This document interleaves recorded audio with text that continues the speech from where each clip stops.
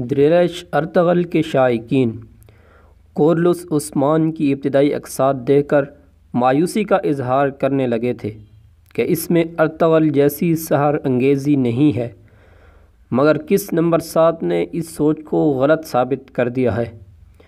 کس نمبر 7 جو کہ 2 ہفتے تاخیر سے آئی، اس کے لیے شائقین کا انتظار اور بے صبری قابل دید تھی۔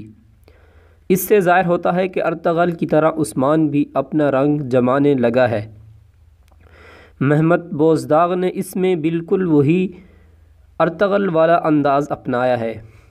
آغاز سیم اسی انداز میں ہوا جس طرح پہلے میں ارطغرل اور دمیر اللہ کے نام کے ساتھ ضربیں لگا کر ہتھیار بنا رہے ہوتے ہیں۔ یہاں بھی بابر اور عثمان یہی کام کرتے نظر آتے ہیں۔ اب شائقین قسط نمبر 8 کا انتظار کر رہے ہیں۔ قسط نمبر 7 میں ذوالجان کے بیٹے باتور اور پھر اس کی بیٹی نے طاقت کا توازن بالکل ہی بدل دیا ہے، اور خاص طور پہ ارطغرل کے فیصلے نے کہ ذوالجان کو نائب سردار بنا دیا۔ اب اس کو ماننا عثمان کی بھی مجبوری بن گیا ہے کسی حد تک۔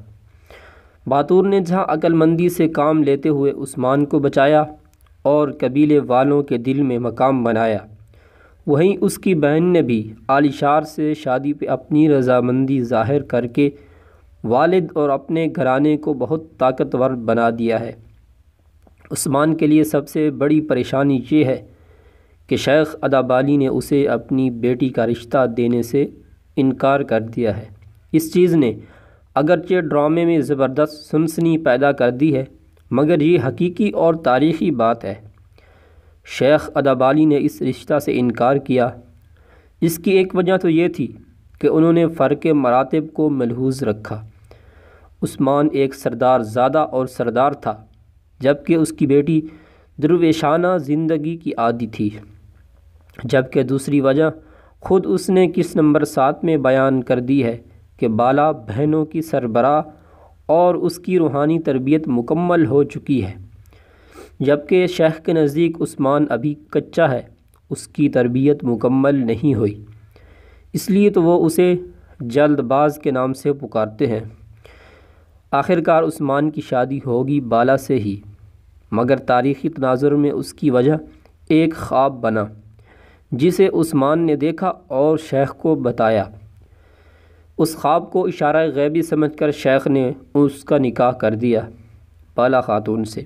اب دیکھتے ہیں اگلی قسطوں میں یہی وجہ سامنے لائی جاتی ہے، یا پھر شیخ یہ کہہ کر رشتہ کر دیتے ہیں کہ اب عثمان کی تربیت مکمل ہو گئی اور فرق روحانیت یا فرق مراتب ختم ہو گیا۔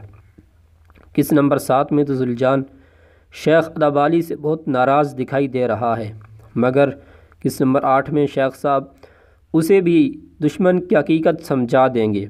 صوفیہ اور قلانوس کا اصل چہرہ دیکھنے کے بعد ذوالجان جنگ اور بدلے پہ تیار ہو جائے گا، مگر لشکر کا سربراہ اپنے بیٹے باتور کو بنا دے گا۔